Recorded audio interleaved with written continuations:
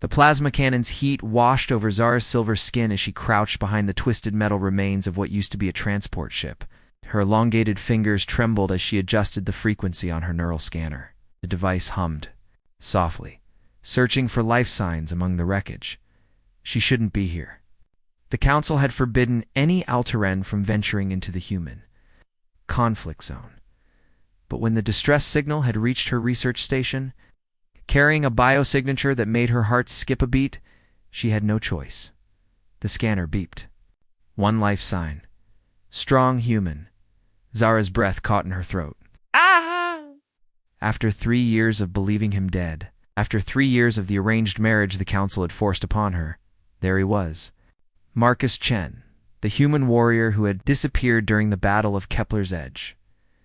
She moved through the debris field with practiced stealth, her natural camouflage shifting her skin color to match the scorched metal around her. The life sign grew stronger. Then she saw him. Marcus lay pinned beneath a support beam, his human frame looking impossibly fragile compared to her 7-foot Alteran build. His dark hair was matted with blood, but his chest rose and fell with steady determination. Even unconscious, he radiated the fierce resolve that had made him legendary among both human and alien forces. As Zara lifted the beam with her enhanced strength, Marcus's eyes snapped open. Those brown eyes she had dreamed about for 3 years? Eyes that had seen her not as an alien research subject, but as a woman worth loving, Zara. His voice was barely a whisper. You're really here? She nodded, her throat tight with emotion. I heard your beacon. I couldn't stay away. Marcus struggled to sit up, wincing. You have to go. They find you here, they won't. She helped him to his feet, marveling at how perfectly they still fit together despite their different species. My ship is cloaked. But as they moved toward her hidden vessel, Marcus grabbed her arm. Zara, there's something you need to know. Something about why I was captured. About why the Dominion wants you so badly. Before she could ask what he meant, the air around them shimmered. 3 figures materialized from cloaking fields. Dominion soldiers in black armor, their weapons trained on the pair. Dr. Zara Veltar. The lead soldier spoke through his helmet's translator. By order of High Command, you are under arrest for violating the Alteran Dominion Non-Interference Treaty. Zara felt her skin flush deep purple with anger. I'm a researcher, not a combatant. You have no authority? We have every authority, the soldier interrupted. Especially when the researcher in question has been feeding intelligence to human resistance forces through her emotional attachment to this warrior. Marcus stepped protectively in front of Zara, despite his injuries. She's done nothing wrong. The soldier's helmet tilted. On the contrary, she's done exactly what we hoped she would do. Think your escape was an accident, Marcus Chen?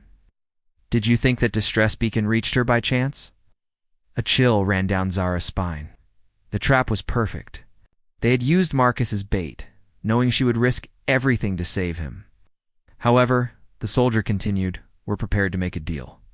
Surrender the data core you've been hiding, Dr. Veltar, and we'll allow you both to live. What data? Core, Zara demanded. Marcus's face went pale. Zara, ... The bond ceremony, 3 years ago. When we joined minds during the ritual, I transferred something to you. Something the Resistance desperately needs. Her hand instinctively went to the silver pendant around her neck. The one Marcus had given her during their secret bonding ceremony.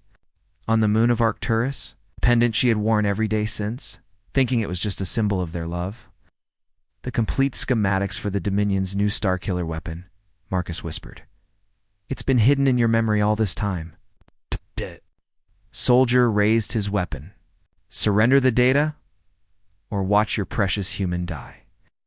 But before Zara could respond, explosions erupted around them, the sky filled with ships bearing the insignia of the human resistance, a rescue mission, and the chaos that followed as energy.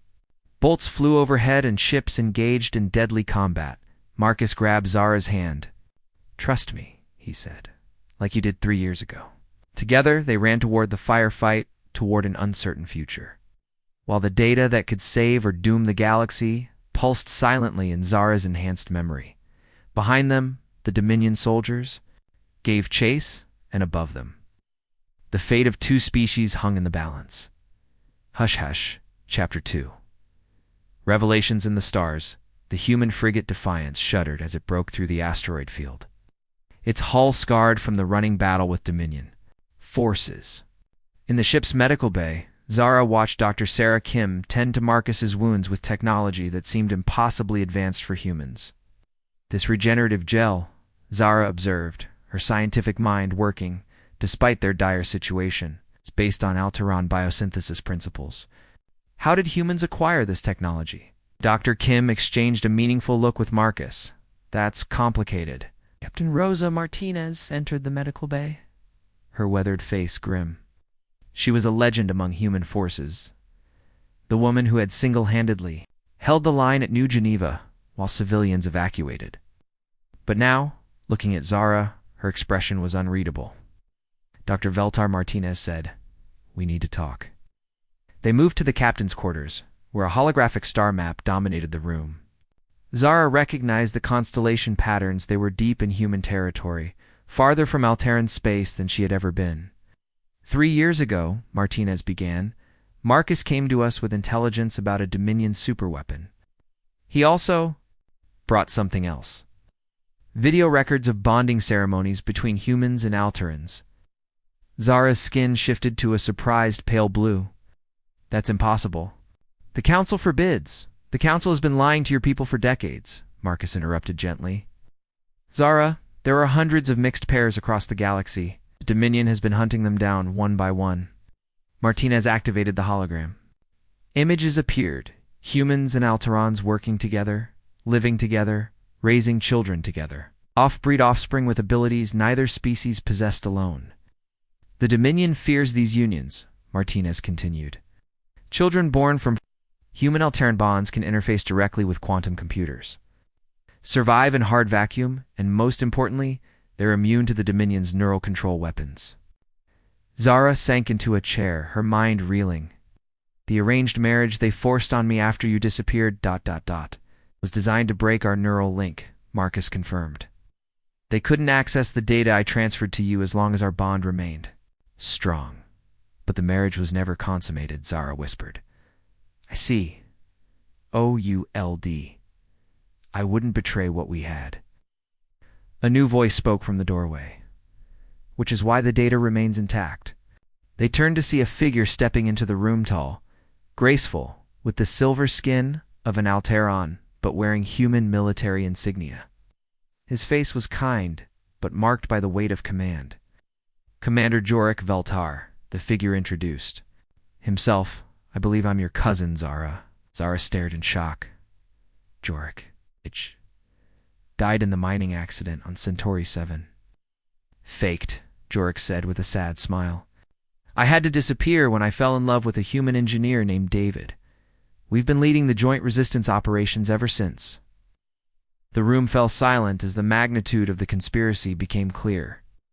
The Alteran Council, the Dominion, even some human governments all working together to prevent the emergence of a new hybrid species that could threaten their control. The Starkiller weapon, Zara said slowly. It's not meant for warfare between our species, is it? Marcus shook his head grimly. It's designed to sterilize planets where mixed communities have formed. The Dominion plans to eliminate the hybrid populations entirely. Suddenly, alarms began blaring throughout the ship. Martinez rushed to the communication panel. Captain, came the voice of the ship's sensor officer. We've got incoming Dominion dreadnoughts. 12 ships, moving fast. They followed us, Martinez cursed. All hands, battle stations. As the crew scrambled to prepare for combat, Jorik placed a hand on Zara's shoulder. The data in your memory, it's not just weapon schematics.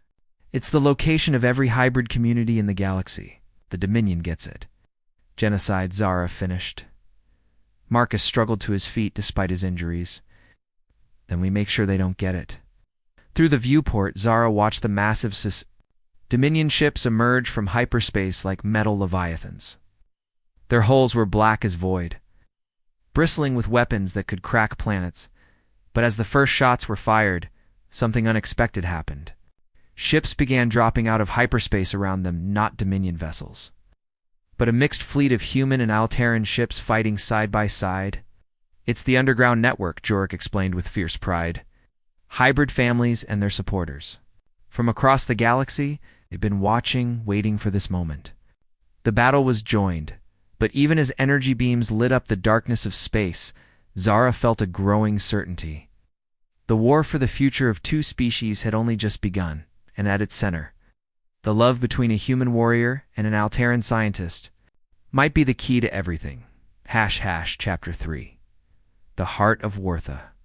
Underground facility on the moon of Titan stretched for miles beneath the frozen surface. Its corridors filled with the sound of mixed families preparing for war. Zara marveled at the sight, human children playing with Alteran. Younglings, their laughter echoing in chambers carved from ice and stone. But the joy was shadowed by urgency. Intelligence reports indicated the Dominion fleet was mobilizing for a final assault on all known hybrid settlements. The quantum decoder is ready, announced Alina Vasquez, a human Alteran hybrid whose silver-streaked hair marked her mixed heritage. At only 23, she possessed technical abilities that surpassed both parent species. But extracting the data from Dr. Veltar's neural pathways is dangerous. The bonding link with Marcus created quantum entanglement at the cellular level. Marcus stood beside Zara in the laboratory chamber, his hand intertwined with hers. We break the connection to access the data. What happens to us? Elena's expression was grave. You could lose more than the data. Neural bonds run deep. You might lose all memory of each other. Zara felt her breath catch.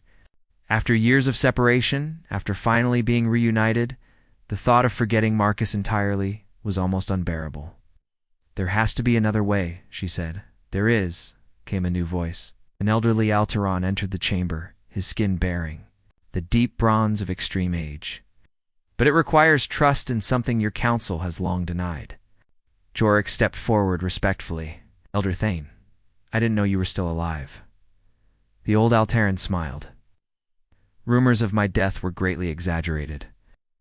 I've been studying the hybrid phenomenon for longer than either species realizes. Turn to Zara and Marcus. The bond you share, it's not just neural, it's quantum mechanical. Your consciousness exists partially in both bodies. That's impossible, Zara protested. The physics alone, the physics are perfectly sound, Elder Thane interrupted. Your species has been evolving toward this for millennia. The Dominion fears hybrid children not because of their abilities, but because they represent the next stage of galactic consciousness. He activated a holographic display showing neural pathway maps. Instead of breaking your bond to extract the data, we enhance it. Full quantum synchronization. You'll share not just memories, but active thought processes. Marcus frowned. The risks. Complete loss of individual identity, Elder Thane admitted. You would become something new, something neither fully human nor Alteran. Before Zara could respond, alarms began shrieking throughout the facility. Commander Martinez's voice echoed from speakers.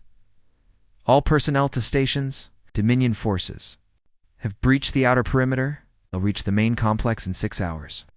The laboratory erupted in controlled chaos as technicians secured critical equipment. Lena grabbed Zara's arm. Doctor, we're out of time. The standard extraction will take 4 hours. But the quantum synchronization, 30 minutes, Elder Thane finished. But once we begin, there's no going back. Zara looked at Marcus, seeing her own fear and determination reflected in his eyes. Around them, families were evacuating deeper into the facility. Children cried as parents prepared for a last stand.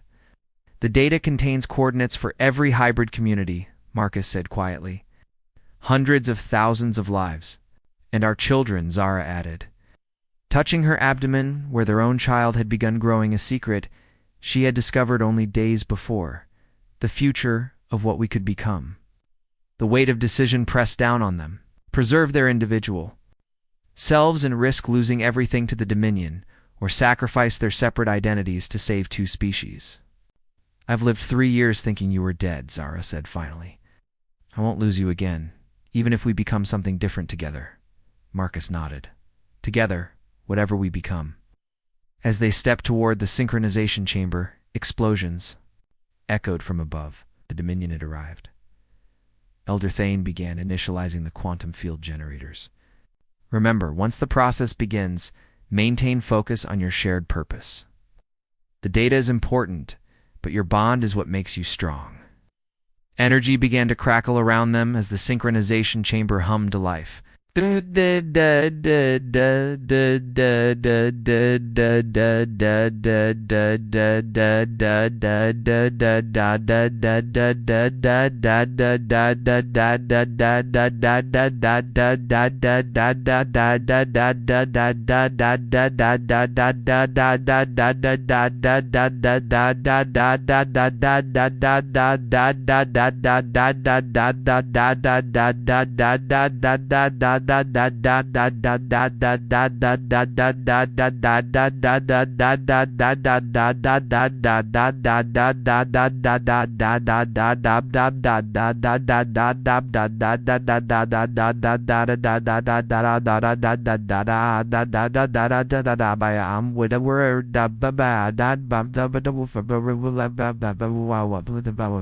Communication system.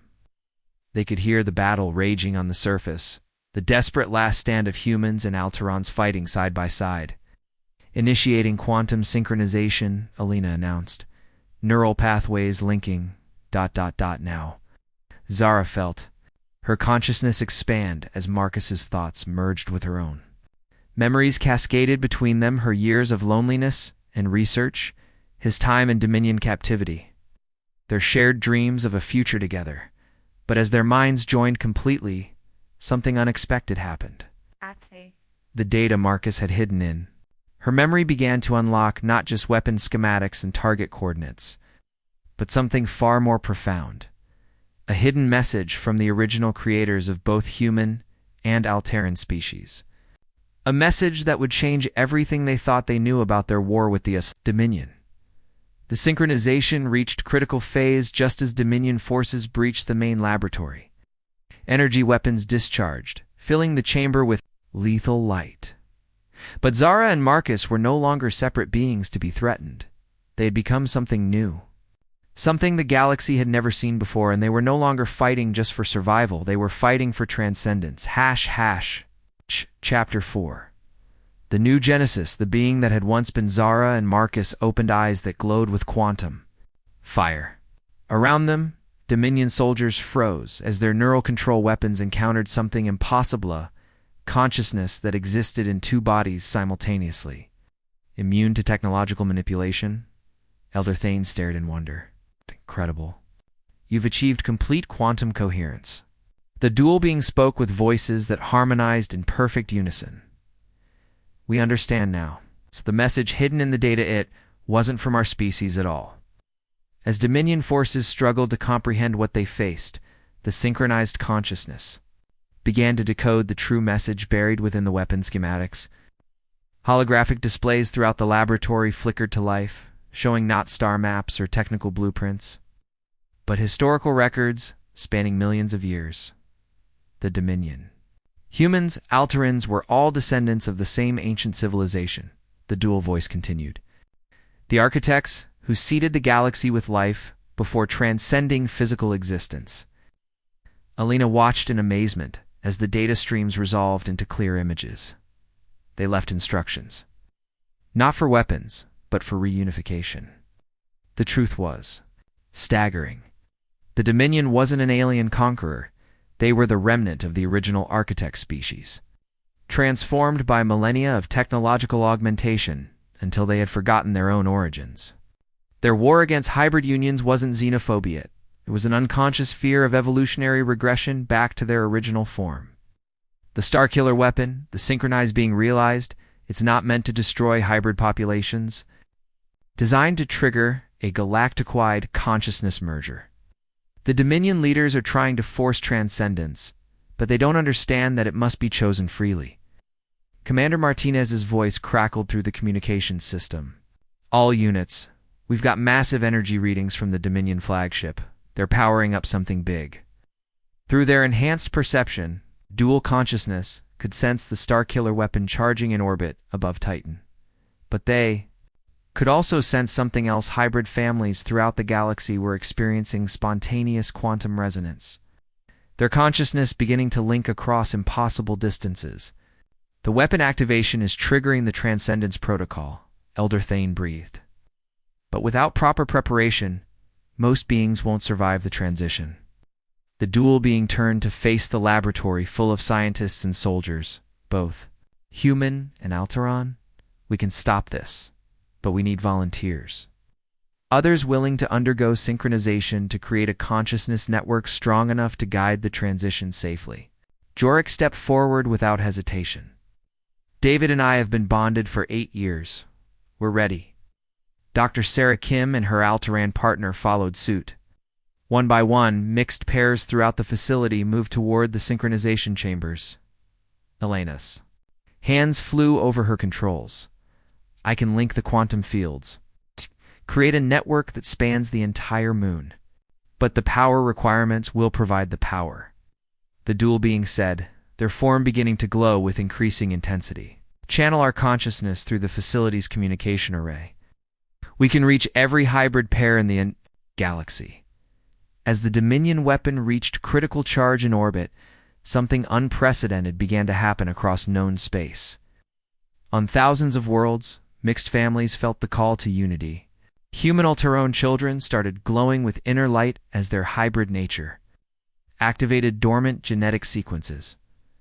But on the Dominion flagship, Overlord Kethmer felt something he hadn't experienced in centuries. Doubt. Through his ship's sensors, he was witnessing an impossible phenomenon. The target populations weren't being destroyed by his weapon's energy, they were being transformed by it. Overlord, his tactical officer, reported, "The weapon's quantum resonance is affecting our own crew. Neural implant stability is failing." As Dominion soldiers throughout the fleet began to remember suppressed memories of their original biological forms, Kethmer realized the truth. His species hadn't conquered the galaxy, they had been running from their own evolutionary destiny. On Titan, the consciousness network reached critical mass.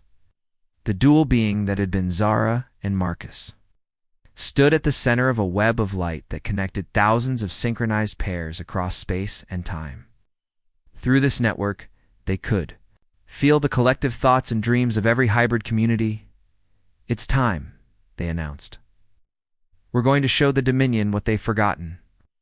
The network pulsed with unified purpose, and across the galaxy, the Starkiller weapons. Energy was transformed from a tool of destruction into a beacon of remembrance. Every being touched by its quantum field, human, Alteron, and Dominion alike, suddenly remembered the truth of their shared origin. On the flagship, Overlord Kethmer felt his mechanical implants powering down as his original biological form began to reassert itself. For the first time in 1,000 years, he experienced organic sensation, emotional response. The capacity for growth and change. "Stand down all weapons," he commanded, his voice carrying wonder instead of authority. We need to talk." The transformation wasn't without pain. Across the galaxy, billions of beings struggled to integrate suppressed memories and reawaken dormant biological systems. But guided by the hybrid consciousness network, the transition became a rebirth rather than a catastrophe.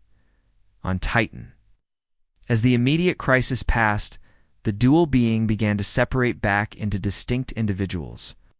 But Zara and Marcus found that even as separate people, they retained their quantum connection. They were still themselves, but also more than they had been. "The child," Zara whispered, her hand on her abdomen. The exposure to the synchronization field, Elder Thane smiled, will result in the first naturally born trihybrid in galactic history, human, Alteran, and architect genetics fully integrated. As the dust settled and former enemies began establishing communication protocols, Zara and Marcus stood together at the observation deck, watching ships from all 3 species, forming peaceful formations in the space around Titan. "What happens now?" Marcus asked. Zara leaned against his shoulder, feeling their thoughts still gently intertwined. "Now we build something new. Civilization that honors both unity and individuality." Through their connection, they could sense hybrid children across the galaxy taking their first steps, their consciousness naturally bridging the gaps between species. The war was over. But the real work of creating a truly unified galactic community was just beginning. And at the heart of it all, their love-transformed but unbroken would guide the next phase of galactic evolution. ## Epilogue, New Horizons *5. Years after the Great Synchronization *, the amphitheater on New Harmony Station buzzed with excitement as beings from dozens of species gathered for the Galactic Council's first Mixed Heritage session. At the center of the assembly, a small figure with Marcus's dark hair and Zara's silver-touched skin stood confidently at the podium. "My name is Alex Chenveltar," the 5-year-old said, their voice carrying the harmonic resonance of true trihybrid genetics. "And I want to tell you about the dreams I share with other children like me." In the audience, Zara squeezed Marcus's hand as they watched their child address the assembly.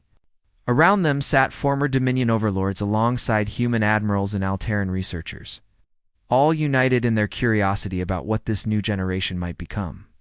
"We dream of gardens growing on dead worlds," Alex continued, her young voice somehow carrying the weight of profound wisdom. "We dream of ships that sing through space and cities where everyone can breathe together. We dream of tomorrow." Elder Thane, now serving as the head of the Galactic Integration Committee, nodded approvingly. The hybrid children had begun manifesting abilities that surpassed even the most optimistic projections, not just technological interfaces and environmental adaptation, but something approaching precognitive glimpse of possible futures. The children aren't just the next evolutionary step, he had explained to the council weeks earlier. They're becoming guides for our species' development. But not everyone was comfortable with the rapid changes. In the audience, Zara noticed the tense expressions on some delegates' faces. Despite the revelations about their shared origins, fear of the unknown remained a powerful force. After Alex's presentation, as families mingled in the station's central garden, Jorik approached with his own daughter, precocious 8-year-old, whose human Alterone genetics had stabilized into something uniquely beautiful. "The separatist movements are growing," he reported quietly. "Some humans and Alterons want to return to genetic purity. They're calling the hybrid children aberrations." Marcus frowned. "After everything we've learned about our shared heritage, fear runs deeper than knowledge," Zara observed, watching Alex play with other hybrid children near the fountain.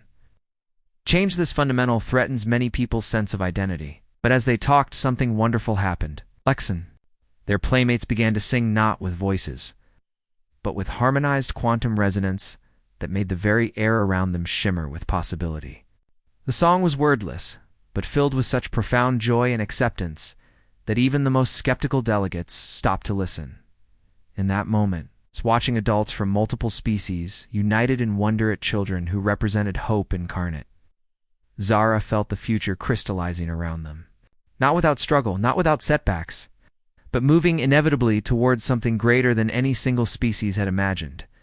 "The separatists can try to turn back," Marcus said softly, taking her hand. "But evolution doesn't move backward." The quantum song continued, reaching out through space to touch the consciousness of hybrid families across the galaxy. Zara smiled. Her life had shifted completely the moment she found out the human warrior was her true husband. But that shift had been just the beginning. Now, watching their child help weave the future of galactic civilization through pure love and acceptance, she understood that the greatest transformations often began with the simplest truth: two beings from different worlds choosing to become one, and from that unity, the birth of infinite possibility.